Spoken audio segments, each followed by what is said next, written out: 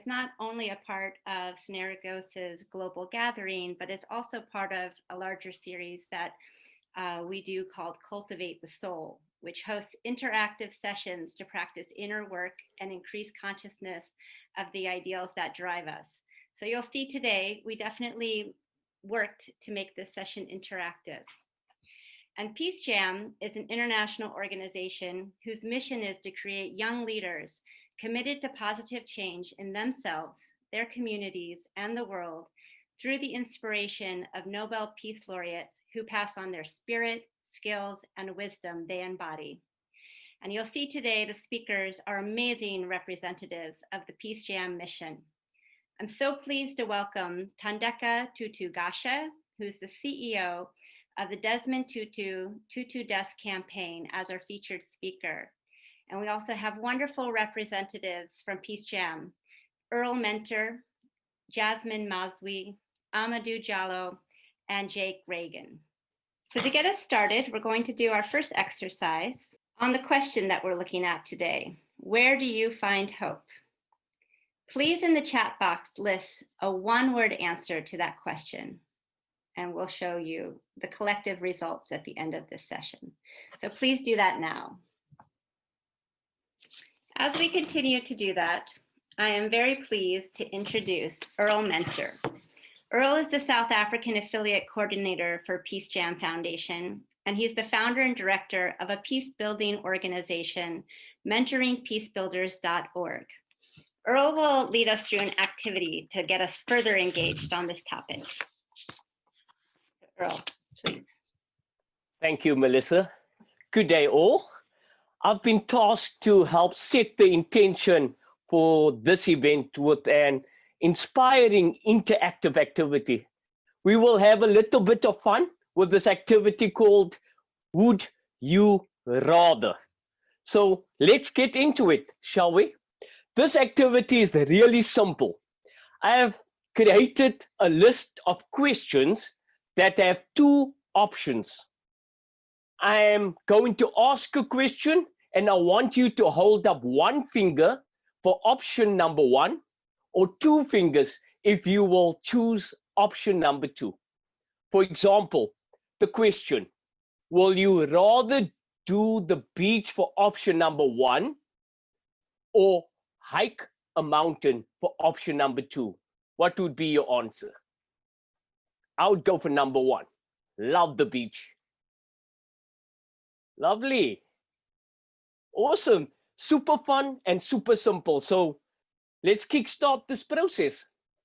Question number one. When someone expresses fear, number one, do we try and talk them out of their feelings? Or number two, validate what they say and encourage them? What would be your option?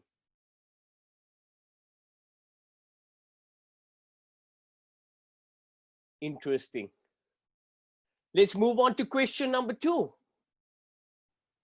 When we deny people's feelings and they shut down, what do we do? Number one, do we listen and validate their feelings? Or number two, do we adapt empathetic listening? What would be your option?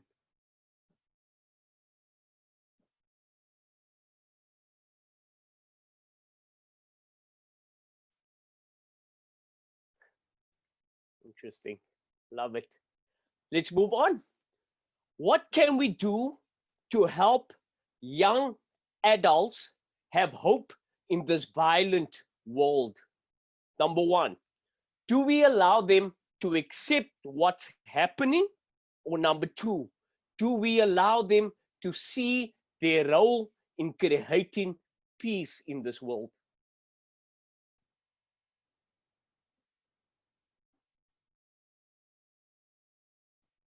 Everyone's on number two, loving it. Let's move on to the next question.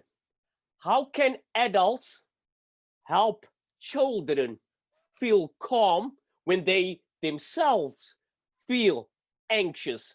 Number one, carry them around in your head?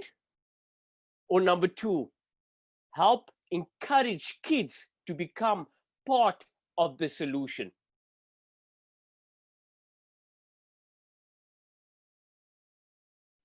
I'm loving the participation. This is powerful.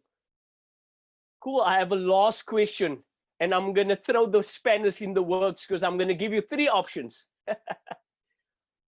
Now, allow me to flip the script on this activity. I will ask you to lift 1 finger, 2 fingers, or 3 fingers that confirms your options to the following question. Would you rather, number 1, become a community ally? Number 2, would you rather understand privilege and power? And number 3, would you rather overcome stereotypes? What would be your answer? I see 1s, I see 3s. Could you repeat them, More please? 3s than anything else. Great.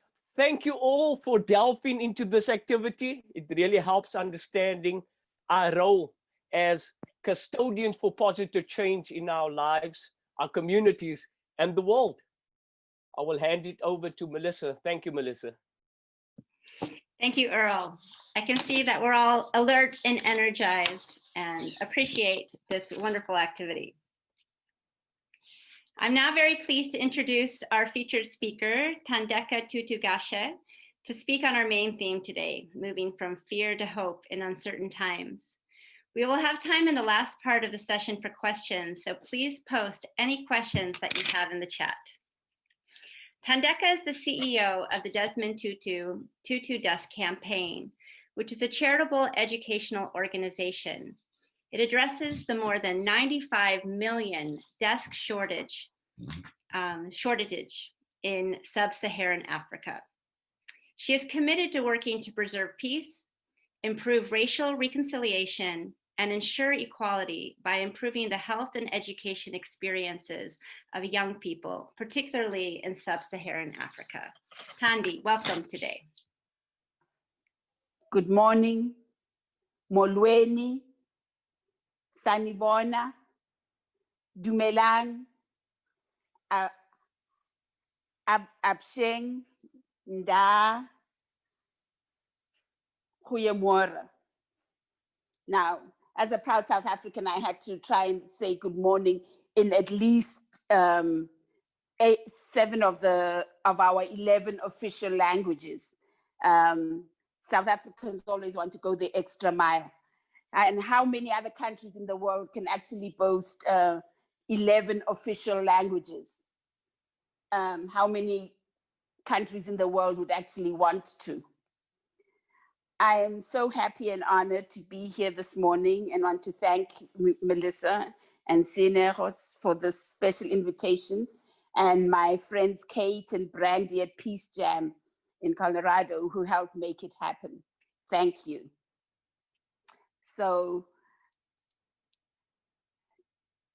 let me take a moment to properly introduce myself. So as you heard, my name is Thandeka Tutugashe.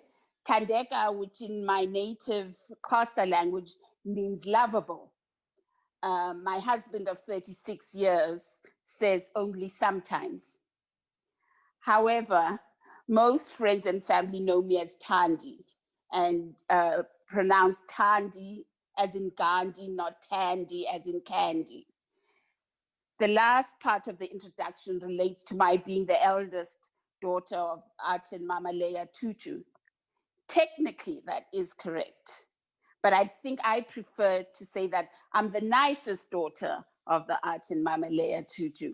And since I don't think there are any siblings on this call, I think we can go with my preferred narrative here. So thank you to all of you for being a part of the conversation, wherever in the world you are. 2020 has been a year more unexpected, more unimaginable and unreal than any other I saw a WhatsApp comment a few months ago, which said, one can safely say without fear of contradiction that if anyone asked this question in 2015, where do you see yourself in 5 years' time? No one would have predicted what they could have, the answer that they could have given. Personally, I know I wasn't expecting to be in lockdown with my husband of 36 years for several months, just the two of us. If I had thought about it at all, I would have imagined I would be doing more of the same, traveling for months at a time on end to raise money for the Tutu Desk campaign, of which I'm the CEO. And that is what I primarily do, fundraise globally for Tutu Desks. I do want to show you what a Tutu Desk looks like so that, you know, so that you have an idea of what it is we're talking about.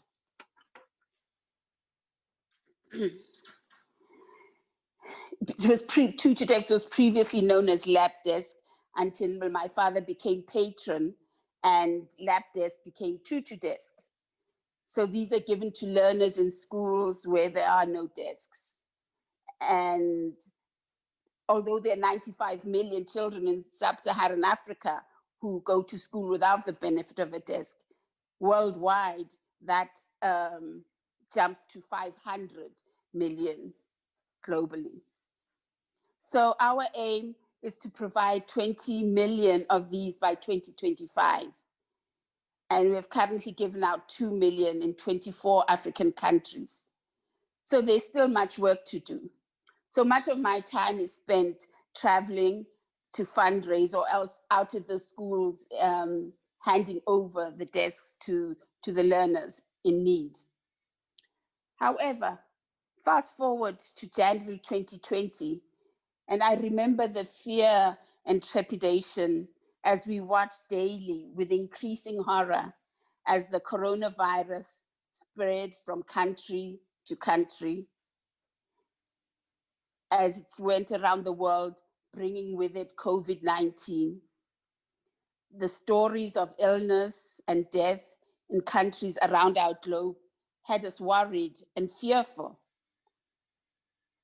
And stupidly, there was a stupid false hope that perhaps it might somehow jump over our continent and we might miss out on Corona on these shores, because it was devastating on health systems in Europe and North America.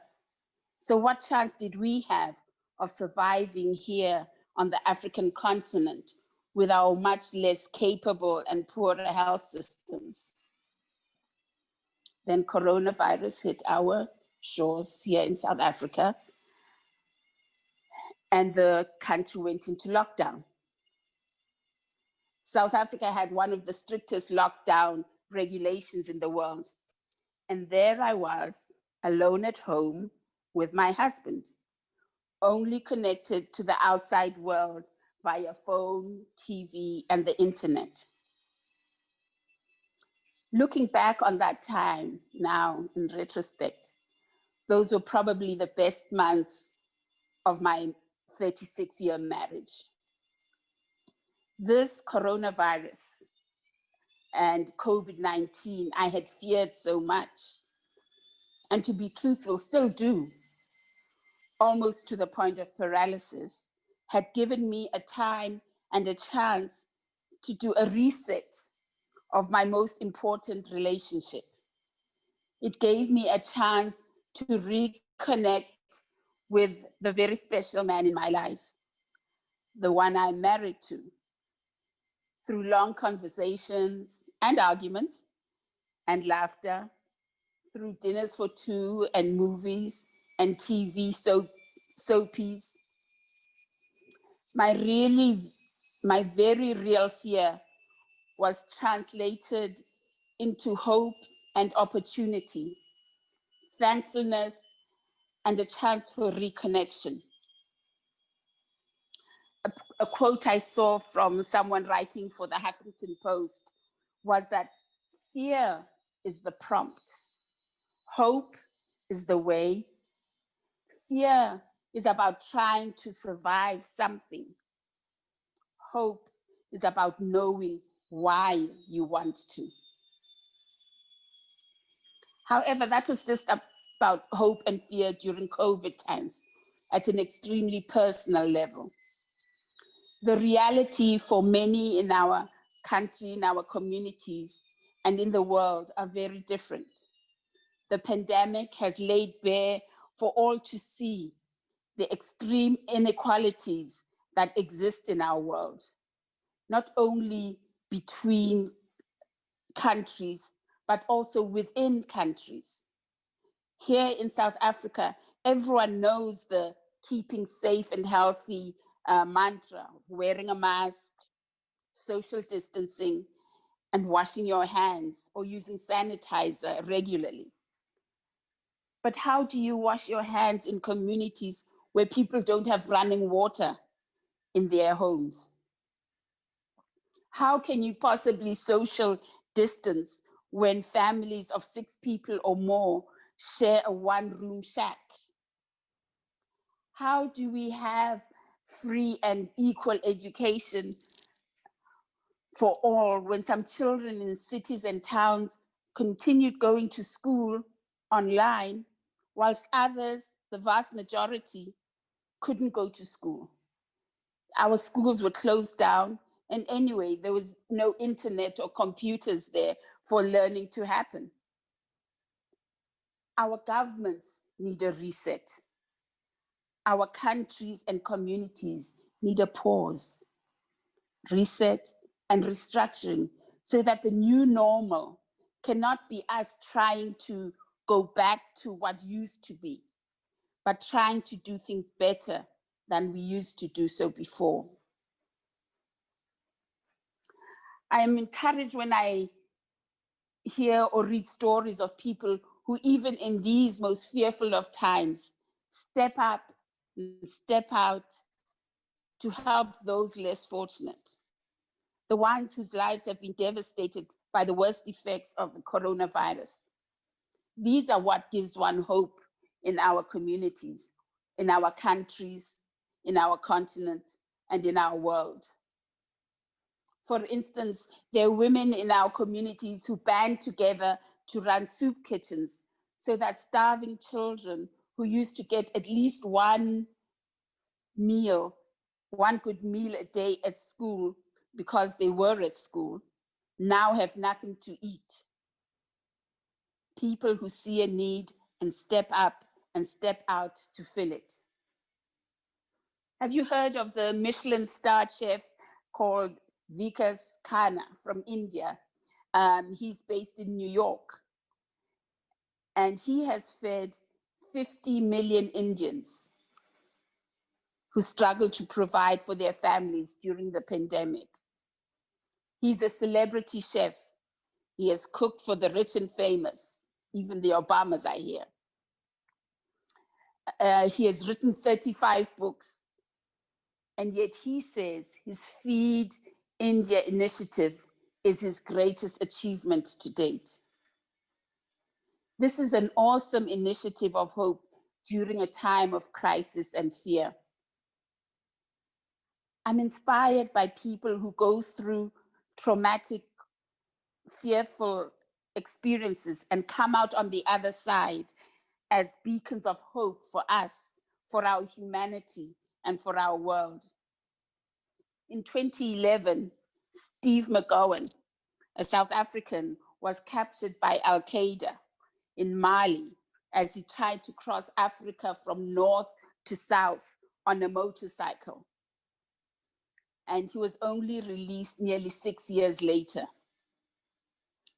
He speaks about his time during captivity, of the despair and hope for release, of praying, meditating, and talking to himself as a means of surviving that trauma, and the Saharan schooling, as he calls it. He says that time in the desert taught him what is important in life. You live for yourself, you live to help people, and you live to make a difference. Now, making a difference doesn't need to be spectacular and grand, like feeding 50 million Indians during a pandemic. It can be as little as giving a meal to a beggar on the streets.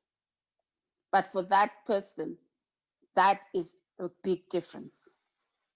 My father likes to say, do your little bit of good where you are, because it's those little bits of good that overwhelm the bad in the world.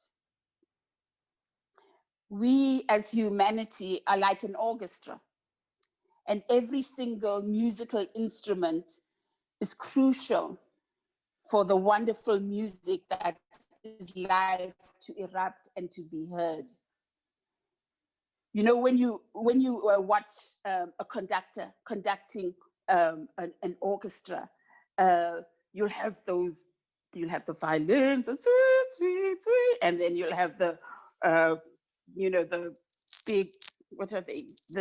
A cello with their, and then you'll have the boom, boom, boom of the drums, and you'll have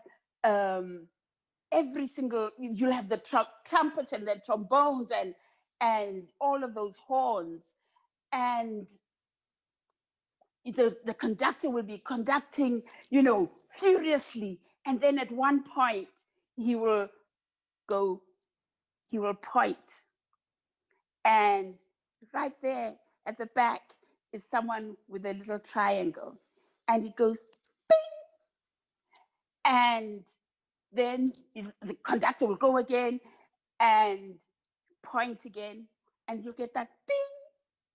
Now the point is that whole musical score would be completely different if that bing was not there. If that little triangle was not there to make that musical score the wonder that it is. And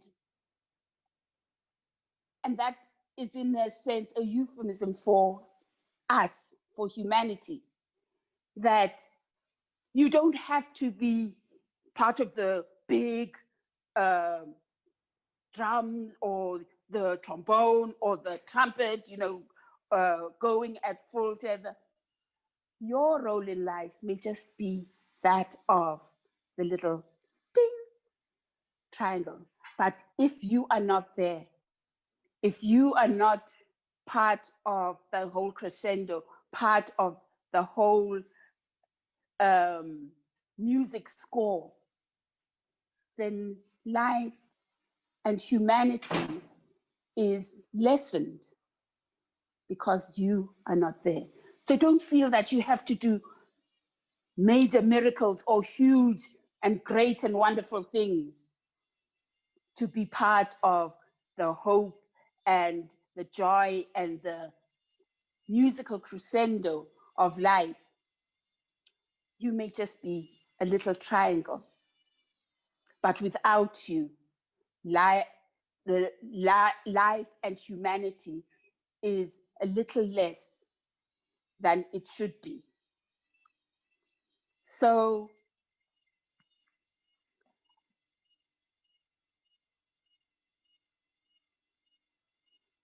every one of us is crucial for the wonderful music of life to be erupt and be heard. So when we use the best part of hope and fear together, we are in the best position. The best part of fear is that it teaches us what we are afraid to lose. The best part about hope is that once we know what we are afraid of losing, we can try to nurture it, keep it strong and safe. Hey, hope should be the greater force, but we need fear to actually show us what it is that we are hoping for. We need fear and hope together in order for our world to be the world that we need it to be, for everyone in it, for everyone in it, for big countries and little countries, for young people and old people, for Black and white, for Indian and colored. Our world is less than it should be when we either don't fear anything or think we don't fear anything, or have nothing to hope for. So again, I say, hope is the way. Fear is the prompt, hope is the way. Fear is about trying to survive something. Hope is about knowing why we want to. And so I thank you for giving me a little bit of time to talk about hope and fear and love and music. And what I would like to do now is tell you the biggest way that I grapple with fear, or I overcome fear, is through music. And I'm not sure whether that's a truly South African or African feature of one's psyche and one's being.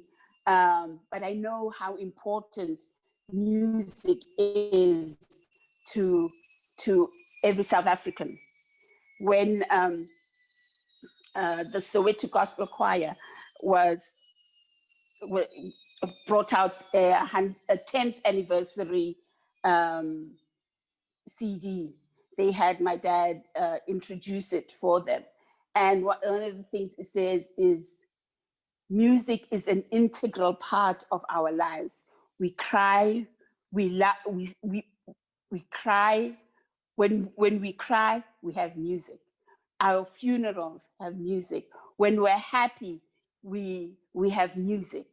So so our lives without music would not be the lives that we want and know and share.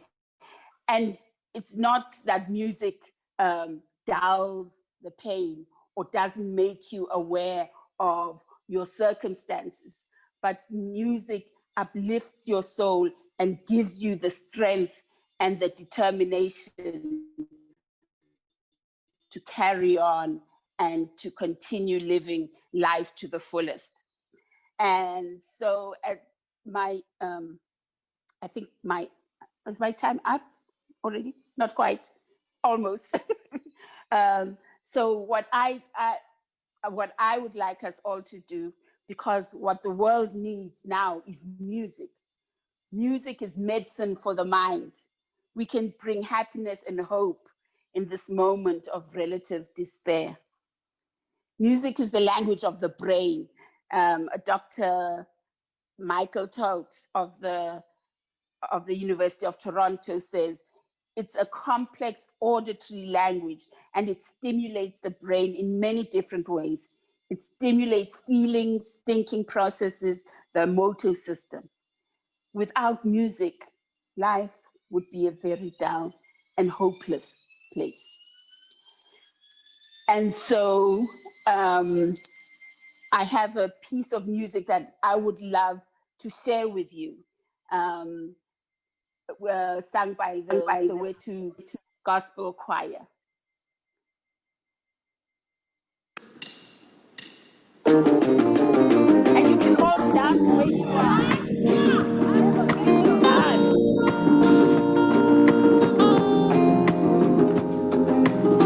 Stand up, guys.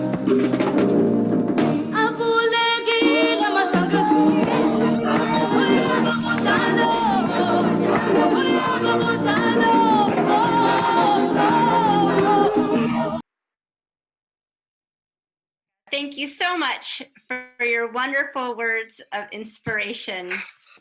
And of course, for energizing us again through this music. One of the things that you said, that in times of fear and crisis, beacons of hope have emerged. And you and the work that you do in the world is certainly a beacon of hope.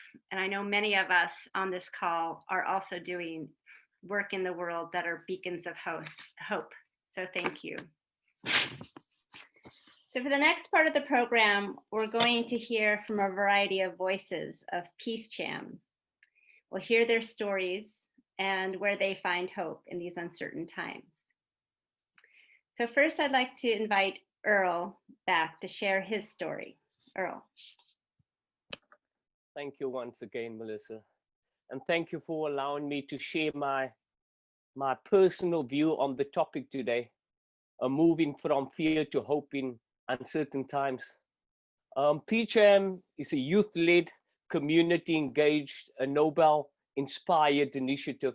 And what this pandemic has shown us is that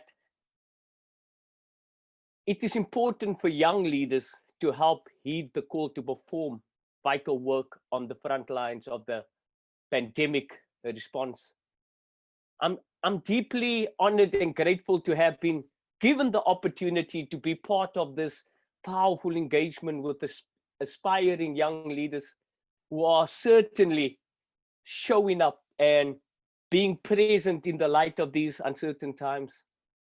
So as the world grapples with unprecedented challenges posed by the COVID-19 pandemic, young people are demonstrating their continued leadership in their communities and countries. So we can argue the fact that young people are some of the most affected by the pandemic's socio-economic impacts. So nevertheless, youth are also among the most active in this global response to help alleviate the mammoth task of helping coordinate and manage the community emergency at grassroots level. Not only are they on the front lines as health workers, but they are also advancing health and safety in their roles as researchers, activists, innovators, and communicators. As such, decision makers and potential donors must commit to ensuring that youth voices are part of the solutions for a healthier, safer, and gender equal world. So moving from fear to hope in these uncertain times, what I have personally learned from PeaceJam is that being aligned with Nobel Peace Prize winners who pass on the skills, wisdom, and spirit they embody, one can transform personal fear into hope that can help inspire others to be more, live more, and do more in the context of joy and happiness. And how we are in the best position as aspiring young peace builders to be the change we want to see in our lives and in our communities we serve. So in the words of one of the greatest leaders of our time, Nobel Peace Prize winner, Mr. Nelson Mandela, he shared this quote and he said, "I learned that courage was not the absence of fear, but the triumph over it. The brave man is not he who does not feel afraid, but he who conquers that fear." So our previously disadvantaged communities in South Africa are currently facing an uphill battle to help respond to the emergency in the light of the pandemic. So as custodians for positive change, we have a responsibility to show up authentically in order to mentor aspiring peace builders to be the change in their respective communities, in order to help others also transform fear into hope for a better future. So Melissa, Synergos, thank you once again for having me part of this very important engagement. I certainly hope we can find sensible ways to collaborate on issues that matter, become community allies, understand identity and difference, and overcoming our negative stereotypes in order to positively transform our fears into hope for better communities and a better future. So thank you so much. Thank you, Earl. Thank you for sharing the work that you're doing. And now I'm very pleased to invite our next group round of speakers who are the youth. It was very important for us to include youth voices in this session. And I'm pleased to let you know that we have 3 PeaceJam youth leaders with us to share a bit of their stories and their inspirations of hope. The first is Jasmine Moswie, who is a young journalist and activist in South Africa, who founded the Ocean Times community newspaper to counteract the bad publicity and negative coverage that youth in her community were getting. Jasmine is working for a future where the disadvantaged people within marginalized communities in South Africa have access to meaningful and well-paid jobs and the dignity they deserve. So Jasmine, where do you find hope in uncertain times? Thank you so much once again, Synergos and Melissa, for this platform. It's really amazing. I'm truly inspired. And to answer your question, I literally wrote in the chat, education, but I thrive on community wellness. And what is the best way to have fear change to hope is to educate the community in a mass. I hope that answered your question. So, to introduce myself, I am Jasmine Moswie. I am 27 years old and I reside in a small town called Ocean View in Cape Town, South Africa. And like I say, I thrive on community. I have to speak a little bit about my community in Ocean View. Majority of the people in Ocean View, if I can give you a clear example, it's a bunch of people that are blindly following a bunch of people that don't know the direction. And we need to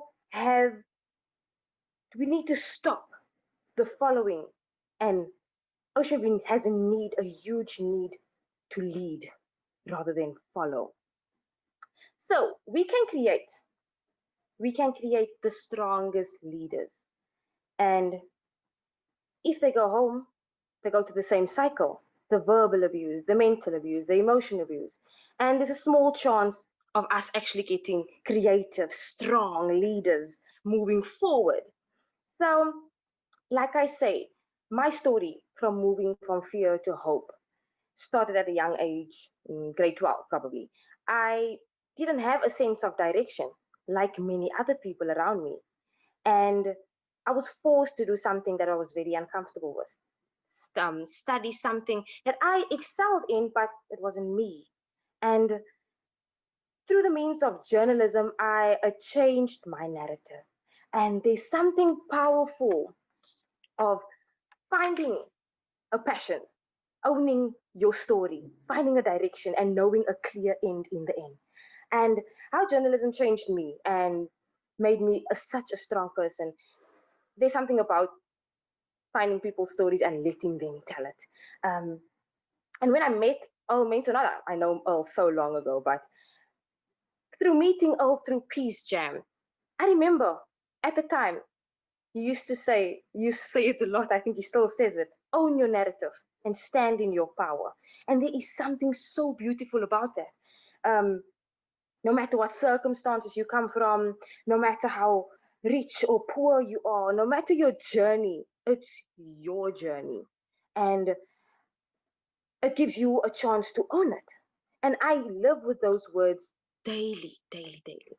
So I'm really privileged to be a part of this platform of moving from fear to hope, since I know, like I started with my community, I'm going to leave you with this. Especially in my community, we live in constant fear of the next level of your life, the next step in your life. You don't know where you're going. But what if you took this step and leaped with faith? rather than staying in your same box that you always put yourself in. So with this, I would really love to be a part of, I am really a big part of the mind shift from fear to hope. And with this, people can reach their full potential and most importantly, educate the next mass that comes through. And that being said, Melissa so kindly said that I'm the founder of the Ocean Times, a community outlet that focuses on my community telling their own stories rather than other people telling my community stories. And with that being said, there's a few pages that we have that covers most of what Ocean View is about. It has the news page, and people like to know about the news. It's community. We talk about unity in our community. The mental page and the medical health page, those are aspects of our life talking about how important it is to speak, how important your mental health is, how important your health is. And many other parts of the Ocean Times are just a platform for my people to stop thinking on a level and start getting on the bus and move forward with me. And with that being said, I started this in COVID as a COVID project. And 7 editions has passed, and I'm not going to stop anytime soon. Um, I would really, the next step for me is to create, create strong leaders with a truth telling in media, rather than having sensationalism and sensationalizing stories and not truth telling. I love the part of we are ethical. We are people that live in a life of speak your truth, own your power. And with that being said, there is no fear if we adapt. So adapting to this new habitat is part of being human. So don't fear the next level. Don't fear the next version. It's a blessing. It's a blessing. And take it as it is. We are living in a life of social media. We're living in a life where we are in constant fear of getting the virus. So in your time, in your life, when you find the next fear and you fear something, take that step. That is all I have to say today. Take the next step and become a better version of yourself. Thank Thank you. you. Thank you, Jasmine. Thank you. Such inspiring examples of what we can all do as well as what youth can do. Next, I'm very pleased to introduce Amadou Diallo. 4 years ago, Amadou arrived in Greece as a 16-year-old unaccompanied child from Guinea. He is now studying at a prestigious university in Paris, and upon graduation is committed to fight against poverty and social exclusion, especially in Africa, because so many are forced to flee their homelands as he was. Amadou, where do you find hope in these uncertain times? Hello, everyone. My name is Amadou, as you just said. Actually, I'll answer this question. Like when someone rejects me, when I'm disappointed, sometimes I I take the initiative to continue fighting. Like I remember many times I was applying for things. They tell me no, because I didn't have the money or I didn't have the profile that they were looking for, and they were telling me no. And whenever they tell me no, I was trying again. I was like, I will not stop trying until I get what I want.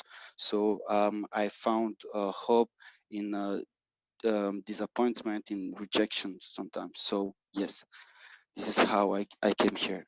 So it was to answer your question. So now I'm going to share with you a story when I came in Greece. So as you said, I came from Guinea, and I came in 2017.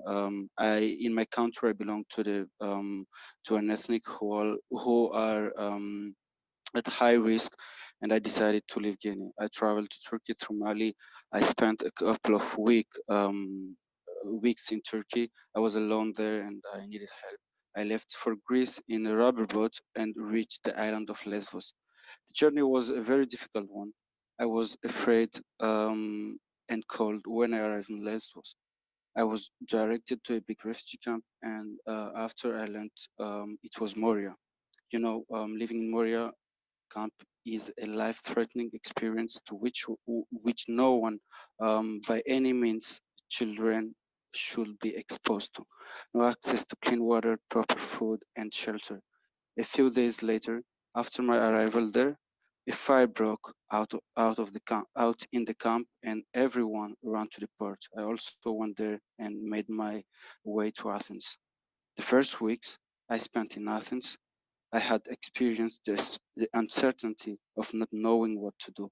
I did not have a safe place where to stay. I did not know anyone. I found a place to stay in a center for homeless people. I did not like it living there. I did not feel safe. My life changed when I met a roommate who spoke the same language as me, and at a Christmas party that was organized by an organization. He was speaking the same language, and when we met, I decided like to ask him some questions, and he told me like he was staying at a place, and that's how he made me, like he helped me to meet the organization that was taking care of him. And then after that, I made the PeaceJam quiz that was in collaboration with this organization, and I started doing some other activities. And when I met them, they were coming every Sunday in our shelter. They would bring up discussions, topics that we were interested in, and it was the only time that the kids, they had the opportunity to speak out what they feel, and they would uh, ask us what we feel and what we think, and they will also ask us to give solutions. So they were giving us voices, and this really helped me to analyze many things. My perspective my perseverance, sorry, to succeed and to be a part of the society has had no limit. At the beginning, I went to a Greek public school, and in a parallel, I attended the youth to youth program, and it's a program that was made in Athens.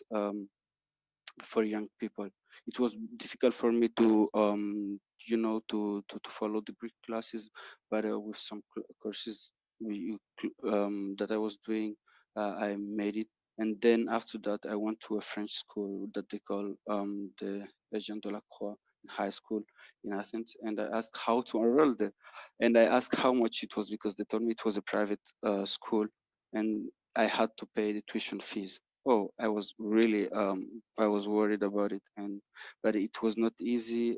I made it though, with other support, with people that believe in me.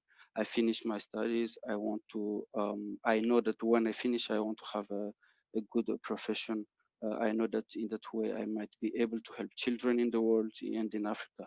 I lived there before, so I know what are their needs. For this reason, I applied and I was accepted at Sciences Po in France for the program Europe Africa. I was even granted the scholarship to cover my tuition fees, but I wasn't sure if I could go to France to study. Why? Because actually, because of the issue of my papers, I was denied asylum twice. My last chance was the hearing at the court level on 8th of July. I didn't know how my future would look like. So what I want to tell you is that never give up. Keep trying till you get what you deserve and what you want. Never give up. Believe in yourself. Thank you very much. Thank you, Amadou. That was so very inspiring. There have been so many hurdles that you just shared with us that you've had to overcome through fighting, through perseverance.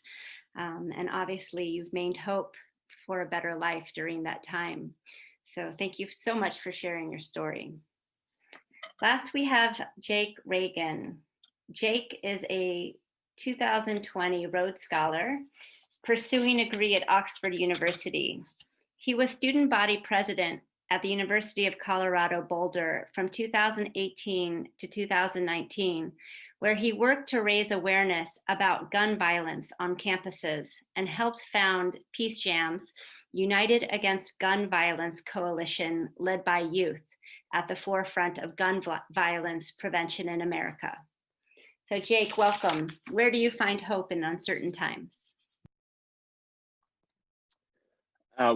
First off, thank you, Melissa, and to Synergos for this wonderful opportunity. And thank you to everybody on this call for taking the time to be here today. Again, my name is Jake. I am from Boulder, Colorado in the United States. And I'd like to start off with a little bit of my own story of how I got here and what inspires me in these challenging times. So in the fall of 2016, I arrived as an undergraduate student at the University of Colorado Boulder, hoping to become an engineer. This changed for me, however, on an October morning in my freshman year, when I was sitting in a Spanish class and got a text along with everybody else in my class saying there was an active harmer, what we all thought was an active shooter on our campus. And I was sitting in that classroom at that time thinking, this is actually happening, that someone could walk through my classroom door and it could just all be over. And I had never felt that kind of fear before, that kind of helplessness, thinking that your life could be on the line and not knowing what to do or where to go. And with no locks on our classroom doors or blinds on our windows and just not knowing what to do, I thought this is totally unacceptable. And thankfully, no students were harmed that day, but it was this experience that led me to realize that somebody has to do something about this. And so I decided I was going to at least try and do something about it myself. And then I was going to run for my university student government to try to make my school and my university a safer place for students.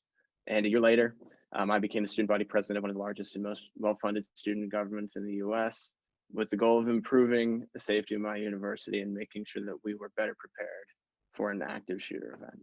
And so for me, my path to becoming involved with public service was sparked in part by this fear and a realization that we have to move from fear to action. I quickly came to realize, however, that jumping in alone and trying to solve these large and complex problems like gun violence on your own just simply is not enough. You have to build a team and learn to engage and listen to people who are different from you, who have different lived experiences, but who are all striving towards the same goal. And it was also at this point that I became involved with the PeaceJam Foundation and started to be mentored by Nobel Peace Laureates such as Costa Rican President Oscar Arias and Jody Williams and Tawakkol Karman on how to actually make this change and what compassionate and informed leadership looks like and how important listening is to making a change in the world.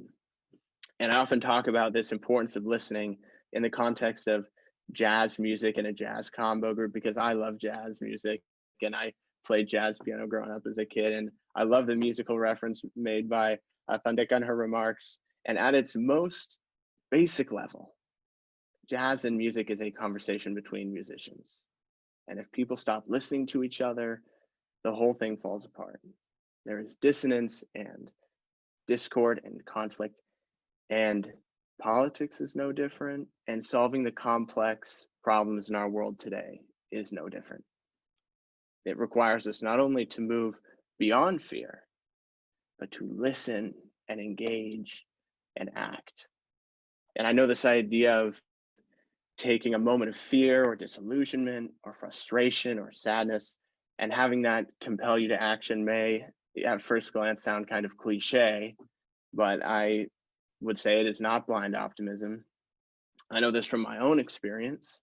I know this because I've seen it in building coalitions through PeaceJam with students from Parkland to Columbine to Newtown, all working towards reducing gun violence in the United States. And I think this spirit of moving from fear to courage and then to action is embodied best by the story of a Nobel Peace Laureate by the name of Jody Williams, who during the Troubles in Northern Ireland saw 3 children killed right in front of her and decided to step up and take action and take a peace petition to her neighbors and her community to try in her own way to end the violence in Ireland. And again, it was out of fear and frustration and sadness And out of love that she stepped up and worked with others and engaged with and listened to others to improve the lives of her family and people in her community. And I think that same task of going from a place of fear to a place of courage and then into action, I think that task is in front of all of us on this call today. We are living through a global pandemic, historic climate change, and numerous other crises that I think everybody on this call is well aware of. And these interconnected crises lend themselves to the idea that the world that my generation is inheriting is one of very complex and difficult challenges, but challenges that we nonetheless have no alternative but to face. And so what gives me hope and inspires me as a 22-year-old looking out on the state of the world today, what inspires me and what brings me from fear to hope is the idea that we can change things, whether that is at a university, community, national, or even global level, so long as we have the courage to step up to the plate and engage with and listen to one another and to act. And I think it is organizations like Synergos and PeaceJam that are helping to bring people together, pairing young people who look out into their future and feel the urgency of these issues with those who have the experience and the expertise to turn this urgency and energy into policy and action. And so what I believe is required of all of us, and what I'm calling on everybody on this call today to do, is to, in whatever way you can, step up to the plate, listen and engage with others, and start a dialogue about the issues that you want to change. And I think if we commit ourselves to this, not only can we as a, not just a Synergos and PeaceJam community, but a broader human community, move together from fear to courage to action in the hope of realizing what I think would be a better future for us all. Thanks. Thank you, Jake. I just want to express so much gratitude to these youth leaders. I am so inspired right now. Some of the key messages, there were many, many messages, but that have really percolated up are around listening, the importance of listening and working with others, that we need to own our own story and lift the story of others. And we need to persevere no matter what life throws our way. So thank you so much. Thank all of our speakers. We still have some time in this session, and now is a time where you can ask questions of any and all of our speakers.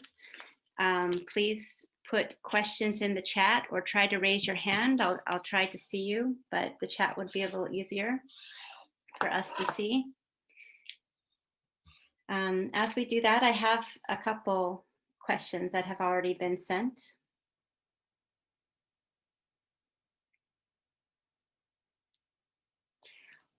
One question is around mental health and the isolation we're experiencing, in addition to these challenges that the world has been facing before the pandemic. We now are facing this more intensively in the current pandemic. How can we move communities and people that we work with from fear to hope through mental health support or in other ways?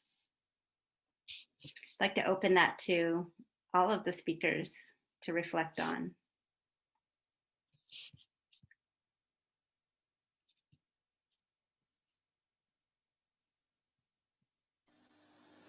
Tandy? Actually, through music, I happened to be online and was looking at I think it was on CNN. Well, and it was talking about the power of music and how it helps people with dementia or who are isolated. because what this particular program was doing was that it used to be that people would go to each other's houses to play music, and socialize in that way. But with the pandemic happening, a lot of that social interaction was disrupted, and so people who had the capability of being online were now playing music with each other, but with it in their own homes. And some of them would be singing, some of them would be playing musical instruments, but it seems that what the study showed was that musical interaction was actually very important in diffusing some of the mental health issues that are showing themselves up due to all the isolation that many people are part of now because of the lockdowns and the various regulations that have stopped people congregating and communing with each other. And so music is a powerful part of our lives. And I think enhancing musical projects like that can go a long way to assisting those who with mental health issues and ones who may develop them due to the increasing isolation that we are all feeling at this time. Thank you, Thandeka. Is there another speaker who would like to speak? I do have another question. Thandeka, I think that was such a wonderful example of how we can reach out beyond our own place of living and connect with others. This next question is more related to where we can find our own hope inside ourselves in such difficult times. The question is, I'm very inspired by this session and the work and personal stories of all activists on this call, and deeply grateful to you for sharing. But to be honest, in daily practice, taking care of my kids at home, working full time with the US election looming, and so much hatred in the world, I'm experienced a lot of personal difficulty moving from fear to hope. In those little difficult daily moments, how do you advise I put your work of finding hope into practice? Was that directed at me or to all the speakers? It's to all the speakers, so, but please do share. I would think one of the, probably an important thing one has to perhaps learn or develop is the ability to talk to yourself, to cut out a lot of the chatter, perhaps to spend less time on Twitter and Facebook and things like that, which can aggravate, certain situations or viewpoints, and actually carve out your me time. And I know that it's difficult when you have young children.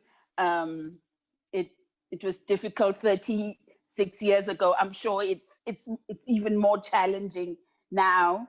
And I don't have to worry about that because my baby is 34, and so I don't have a young one running around all the time, wanting attention. But it's so important and crucial for you to have quiet time. It may be that you wake up a little earlier, or you go to bed, 30, 40 minutes later, when your little ones are asleep, and give yourself, and cut off the TV and give yourself space to talk to yourself and talk to your God, whatever your God is, or whatever your spiritual belief system is, because that you can't continually pour yourself out and expect to remain happy and fulfilled if you're not refilling yourself. You have to recharge. The phone that you're on all the time, you put it on. At some point, you have to move away from it and put it on, to be charged. And you need recharging as well. And make it sacred time, make it your sacred space time that you intentionally do, because it's so important to your happiness and your mental health, but also for those children whom you are taking care of. Because if you are not happy and fulfilled, it's very difficult to pass that on to someone else. Thank you, Thandi. That is such wise advice. This reminds me of a conversation that we had in the first session of our series around inner work for outer action, but it's very much related that we need to make sure we take care of ourselves before we can take care of others. I also see some other comments and advice in the chat. So for the person who asked that question, please also take a look there. I have one more question that I'd like to ask each of the speakers for the final part of our program. And the question is, what has helped you learn to listen to the difference of others? We learned about the importance of listening as part of this session. So if you don't mind, I'll just go around the group and have you kind of give any final comments and your response to that question. So Earl, I'll start with you. Yeah, I would think, just based on my own experience, being actively involved in the social and personal development industry for more than 18 years, is that compassion and empathy plays a fundamental role in unlearning your negative stereotypes and relearning a new paradigm for your life, and how we can really facilitate compassion and empathy in all aspects of our lives will really bring about positive change within ourselves and others. And we need to see each other as human before we can see each other as certain class, culture, or creed. And we need to start breaking down these cultural barriers and stop perpetuating the cycle of segregation within our communities, and it starts with us. So I would think that's my take on that: compassion and empathy. Thank you so much, Earl. Jasmine, I'd like to ask you that same question. What has helped you to learn to listen to the differences of others?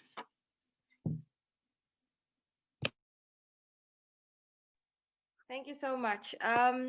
What I think is we all are very ignorant at a young age when we know that we think everybody lives the same life. We think everybody are the same. So what I suggest is know who you are, and then know that everybody else has a different story to tell, has a different background than you. Everybody's unique in their own little way. There's no rush, there's no deadline in life. So listening is very important in life, because once you cut off somebody, they stop talking to you. Once you you lose eye contact, you lose interest in anything, people take note of that. So listening itself is a skill that you need to conquer it. And with that being said, I've learned it at a young age, because with a lot of siblings, you need to know when to listen. Play your part very, very good in life. And that being said, listening is a skill that you need to learn. And I've learned it at a young age. And it comes with the territory of knowing when to speak and knowing when to stay silent. Thank you, Jasmine. Amadou, what has helped you learn to listen to the difference of others? Well, look, I always feel the needs of being heard and being listened to. So for me, I think listening to someone is the biggest attention that you can give to someone, because we are surrounded by people that have so many problems and they're suffering inside them. They just need someone to listen to them in order to know how to overcome their situation. Some people they have the skill to manage their problems, and some people they just need someone to be there for them. So I think listening is the biggest thing that we can offer to someone who needs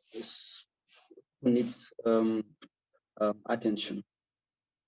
Thank you. Yes, thank you. Beautifully said. Thank you. Jake, what has helped you learn to listen to the difference of others? I would agree with Jasmine that listening is very much a skill that we have to hone. And likewise, I learned to listen through my family. Growing up in my family, I also grew up with a number of siblings. I'm the oldest of 4 kids. And so from an early age, that's the context that I learned to listen, but I am still learning. And I think one thing that helps me really try to engage and understand and relate and empathize is emphasizing being present and making sure that when someone is speaking, that you're meeting them where they are and that you are fully there with them when they're sharing their story. And that's, I think, a huge part of it, and is also a skill to hone as well. So that would be my 2 cents on that. Thank you so much, Jake. And Tandeka, what has helped you learn to listen to the difference of others?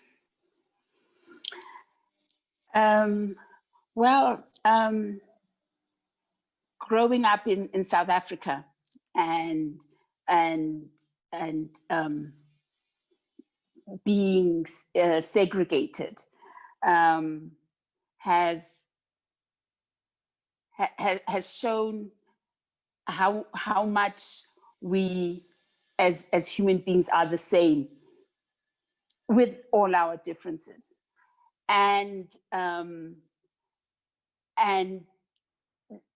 learning to listen, because as everybody has said, that it's a skill and which needs to be learned. But one thing you come to realize as you grow older is how beautiful it is that we are different, that we are not all the same, that we are. I mean, how boring is a garden that has only white roses? The most beautiful gardens are the ones with the pink roses and the yellow daffodils and the purple tulips, and so the differences make us human. It makes us part of this huge orchestra.